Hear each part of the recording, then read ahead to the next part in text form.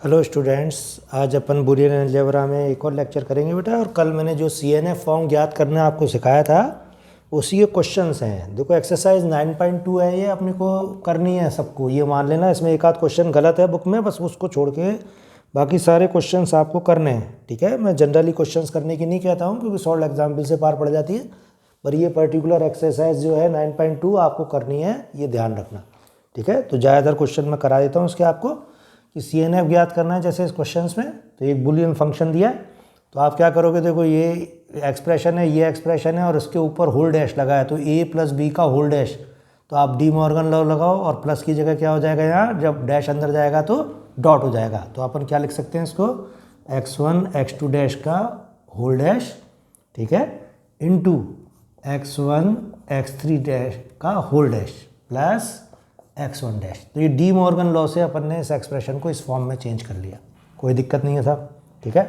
फिर से अब ये डैश लगेगा, A डॉट B का होल डैश क्या होगा, तो उसको आप करो, तो x1 डैश x2 डैश का डैश, डी मॉर्गन लॉ फिर लगा दिया यहाँ, और सिमिलरली यहाँ लगेगा x1 dash plus x3 dash और x1 डैश। तो ये चीज़ अपन ने आराम से लिख सकते हैं अपन, कोई दिक्कत नहीं है। बुलियन फंक्शन को अपन सरल कर रहे हैं।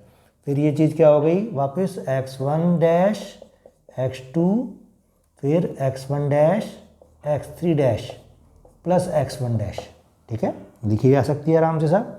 अब x1 डैश से गुणा होगा तो ये क्या देगा, x1 dash x2 into x3 dash, ये और ये गुणा होकर ये x1 डैश दे रहे हैं, बंटनता लगा दी, और x2 into x3 dash plus x1 dash, ठीक है। यहाँ तक अपन बड़े आराम से पहुँच गए और उस चीज़ को अपन ने सरल करके लिख लिया। अब देखो ये भी x1 डैश है, ये भी x1 डैश है, आप चाहो तो इन दोनों टर्मों को आगे पीछे कर लो, तो A + A बुलियन अलजेब्रा में क्या होता है, A, तो ये चीज़ अपन ने काम में ली, और x1 dash x2 into x3 dash लिख सकते हैं।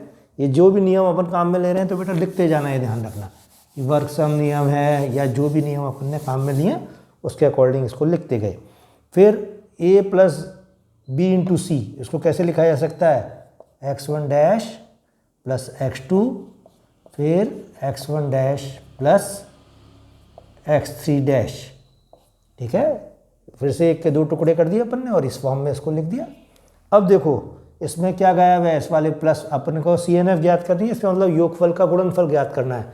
तो यहाँ तो x3 वाली टर्म गायब है और यहाँ x2 वाली टर्म गायब है, तो उसके अकॉर्डिंग आप उसमें जोड़ दीजिए 0, ठीक है। ये 0 जोड़ दी, और 0 जोड़ते ही जो पद गायब है उसी के अकॉर्डिंग A डैश लिख दो वहाँ, तो A डैश का मतलब यहाँ होगा x3 इंटू x3 डैश और x1 dash plus x3 dash plus x2 into x2 dash, ठीक है। और ये चीज़ जब अपन ने लिख दी तो इसके फिर से अपन दो पार्ट कर सकते हैं, इसको पूरे को A मान लो, तो A + B इंटू C क्या लिखा जा सकता है, A + B और A + C, तो ये चीज़ आ जाएगी x1 dash plus x2 plus x3 फिर x1 dash plus x2 plus x3 dash. Similarly यहाँ इसको ये मान लो, A + BC को क्या लिख सकते हैं अपन, x1 dash plus x3 dash plus x2 और x1 dash plus x3 dash plus x2 dash, ठीक है। तो ये एक के दो इसके किए और एक के दो इसके किए। अगर कोई दिक्कत आ रही है तो इसको A मानो और B इंटू C, तो A + B और A + C A का मान रख दो, फिर इसी तरह से इसको A मानो और इससे ये चीज़ आ जाएगी। तो ये योगफल का क्या आ गया, गुणनफल आ गया, ठीक है। तो ये इस तरह के क्वेश्चन आपको करने हैं बेटा, और इनमें कोई वो नहीं होनी चाहिए, अपने को लापरवाही नहीं होनी चाहिए। बड़े आराम से क्वेश्चन अपन ने कर लिया है, ठीक है। फिर जैसे CNF फॉर्म के क्वेश्चंस हैं, ये मैंने आपको बता दिया एक। फिर इसी तरीके का एक CNF फॉर्म का और क्वेश्चन मैं आपको ले रहा हूँ, 6th पार्ट है, और वो क्या कहता है कि x1 प्लस सेकेंड का 6th है ये, x1 plus x2 x1 plus x3 और फिर प्लस x1 x2 x3, और इसको सॉल्व करो आप, है ना। तो ये सॉल्व करने पर क्या आएगा देखो, तो सबसे पहले इसको सरल करो, तो x1 गुणा होकर x1 देंगे, बंटनता लगाओ, x2 into x3 plus x1 x2 x3 लिखा जा सकता है, ठीक है। अब ये x2 x3 यहाँ से और ये x2 x3 यहाँ से कॉमन ले लो आप, तो x1 प्लस क्या लिख सकते हैं अपन, आप चाहो तो इसको एक बार ऐसे करके लिख दो पूरे को, x1 x2 x3, और ये चीज़ लिखी जा सकती है आप x1 और x2 x3 कॉमन लिया 1 + x1, ठीक है। और ये आ गया x1 + a, 1 + a क्या होता है 1, तो बंटनता अपन ने क्या लगा दिया, परिबद्धता नियम, और फिर से ये आ गया x1 + x2 × x3, ठीक है।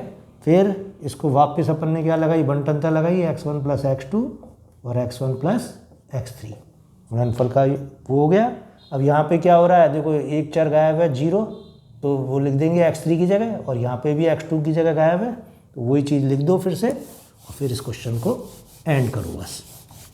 तो ऐसे करना है, एक बार हिम्मत खुली और क्वेश्चन हो जाएगा बेटा, ध्यान रखना। और हिम्मत नहीं खुलेगी जब तक इसमें क्वेश्चन नहीं होगा।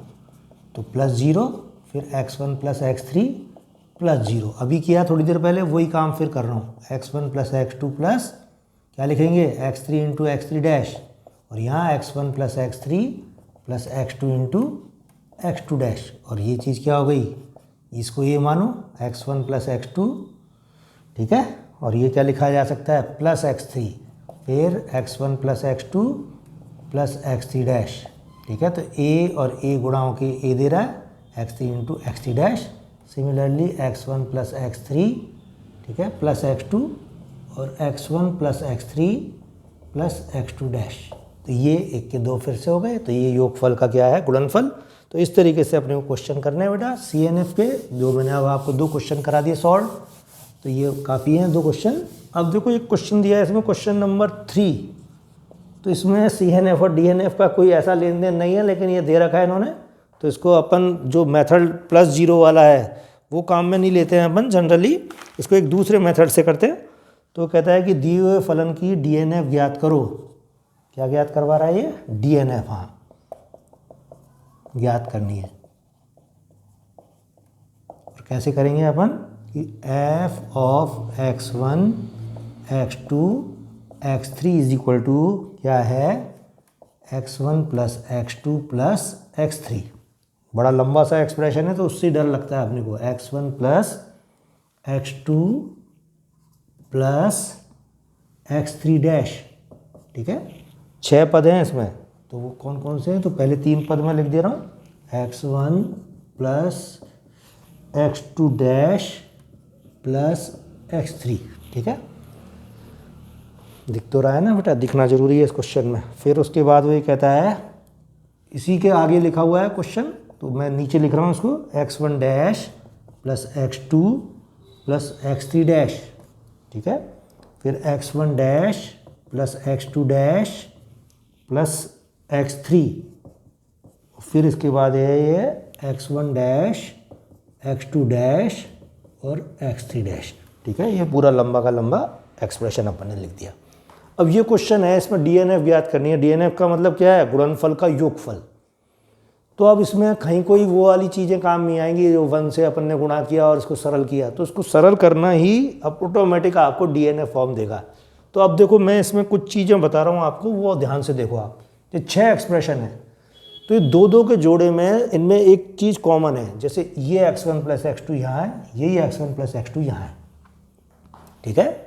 तीसरी टर्म जो है डिफरेंट है, तो उससे अपने को कोई फ़र्क नहीं पड़ रहा, वो अपन ले सकते हैं, ठीक। फिर इसके बाद और देखो कौन कौन सी टर्म है, जैसे ये x2 + 3, ठीक है, और यही x2 + 3 यहाँ भी मिल रही है। तो इसका मतलब पहला और दूसरे में एक एक पद अपना 2-2 पद कॉमन है, इसी प्रकार से तीसरे और पांचवें में भी एक एक पद कॉमन है, और इसी प्रकार से जो चौथा है और छठा है उसमें भी देखो ये और ये कॉमन है, ठीक है। और जैसे ये कॉमन है तो आप इसको क्या ये मान लोगे, जो ये अंडरलाइन है ना, ये इसको ये मान लो, और इसको B और इसको C, तो ये क्या हो जाएगा A + B × C बंटनता से। तो ये अपने को प्रोसेस इस्तेमाल करना है, ठीक है। इसी तरह से वहाँ पे ये A मान लिया जाएगा, यहाँ A मान लिया जाएगा, ये B और C, तो ये इस प्रोसेस में अपन इसको करेंगे। तो पहले इनको इकट्ठा कर लें। तो मैंने तुम्हारी सहूलियत के लिए जिनमें 2-2 टर्म कॉमन है ना, उनको एक को P नाम दिया है, एक को क्या नाम दिया है, Q नाम दिया है, जिनमें 2-2 टर्म कॉमन है। आपको सिर्फ ये समझाने की दृष्टिकोण से दे रहा हूँ मैं बस, और इनको आर आर नाम दिया है अपन ने, जिनमें 2 टर्म कॉमन है। ठीक है, अब इसको रीअरेंज कर लो और रीअरेंज करके लिखो आप, तो ये कैसे आ जाएगा देखो, x1 plus x2 plus x3 into x3 dash. तो ये ए से गुणा होकर ए दे रहा है और b इंटू सी।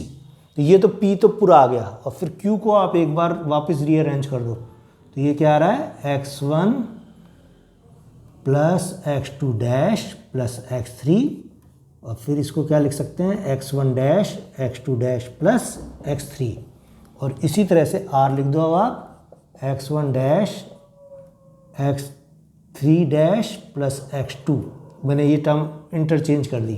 ठीक है, और x1 dash plus x3 dash plus x2 dash, इसमें तीनों में डैश है, इनको भी रीअरेंज करके लिख दिया। ठीक है, अब ये चीज़ क्या आ गई, x3 इंटू x3 डैश 0, तो इसको x1 प्लस x2 प्लस 0 लिख दो।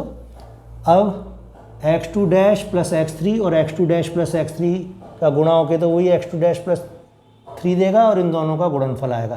तो क्या लिखोगे, x1 into x1 dash x2 dash plus x3। Similarly इस चीज़ को लिखोगे आप, x1 dash plus x3 dash x2 into x2 dash.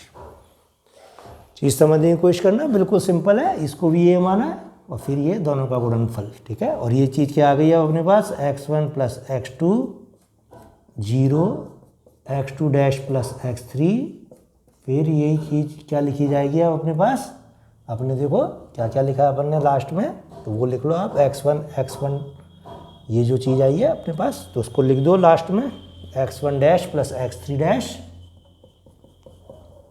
Plus 0। ठीक है, और अब अपने पास क्या क्या आ गया, तो ये आ गया अपने पास एक फैक्टर ये, एक फैक्टर ये और ये एक फैक्टर ये। अब इन तीनों को गुणा कर दो, बस तीनों को गुणा करते ही क्या आ जाएगा, ऑटोमेटिक गुणनफल का क्या आ जाएगा बेटा, योगफल आ जाएगा। तो देखो किस तरह से गुणा करना है अपने को, वो देख लो आप। तो क्वेश्चन थोड़े से लंबे हो गए हैं, कोई बात नहीं, लेकिन क्वेश्चन आना चाहिए जिससे कॉन्फिडेंस बढ़ता है अपने को बस। तो ये x1 इससे गुणा कर लिया जैसे अपन ने, ठीक है, और फिर ये x2 इसी से गुणा करा पूरी टर्म से, तो ये लिखा जाएगा x1 इंटू x2 डैश। ठीक है, x1 को गुणा करा पूरे से, प्लस x1 इंटू x3, ठीक है, plus x2 into x2 dash और x2 इंटू x3। तो ये पूरा एक टर्म आ गई इन दोनों का गुणनफल, और इसी तरह से x1 dash plus x3 dash. ठीक है, ये अपन ने अलग से लिख दिया। ठीक, अब इस पूरे को भी गुणा कर दो इससे, तो ये क्या आ जाएगा, x1 x2 dash x1 dash, इसको इससे गुणा किया, x1 x3 x1 डैश, ये 0 हो गया तो इसको 0 ही लिखो, पहले ही 0 लिख दो, और x2 x3 x1 डैश। ठीक, फिर प्लस x3 डैश गुणा करो, x1 x2 dash x3 dash, x1 x3 x3 dash, इससे गुणा करो। अब ये चीज़ इससे होगी, ये 0 हो ही गया, प्लस 0 और x3 x2 x3 x3 dash. तो ये पूरा गुणनफल का योगफल बन गया। अब जहाँ जहाँ a इंटू ए डैश है वो 0 हो जाएगा, तो ये चीज़ क्या हो जाएगी, 0। ठीक है, ये चीज़ भी क्या हो जाएगी, दूसरे वाला फैक्टर भी क्या हो जाएगा, मेरे ख्याल से 0 ही हो रहा है। देखो x1, ये पूरा देख लेना आप, कहीं कोई गलती हो रही हो तो बेटा आप तुम समझ गए हो चीज़ों को। ये देखो पूरे को x1 डैश से गुणा किया था, फिर x1 x3 x1 डैश, तो ये भी 0 ही हो रहा है, और ये बचेगा x2 x3 x1 डैश, फिर इसी प्रकार से x1 x2 dash x3 dash, और ये x1 x3 x3 डैश 0 हो जाएगा, और फिर से ये 0 हो जाएगा नेक्स्ट टर्म। तो ये 2 टर्म बची इसमें बस कल। तो ये आ गया अपने पास answer, x2 x3 x1 dash x1 x2 dash x3 dash. ठीक है, ये आंसर है बेटा इसका। तो ये अपने को लाना था इस तरीके से, तो थोड़ा सा आपको मैंने क्वेश्चन समझा दिया है। इतना जल्दी ज़्यादा जनरली समझाते नहीं हैं, लेकिन फिर भी आपको क्या पूरी चीज़ें आ जाएंगी इससे, और कॉन्फिडेंस आपका डेवलप होगा काफ़ी। ठीक है, तो ये क्वेश्चंस मैंने डीएनएफ फॉर्म का जो स्टार्ट किया था वो एक क्वेश्चन पूरी तरह से आपने कर लिया, और बाकी ये क्वेश्चन भी आप करो। फिर मैं कल एक लेक्चर और लूँगा और उसमें भी इसके क्वेश्चन आपको पूरे करा दूँगा। ठीक है।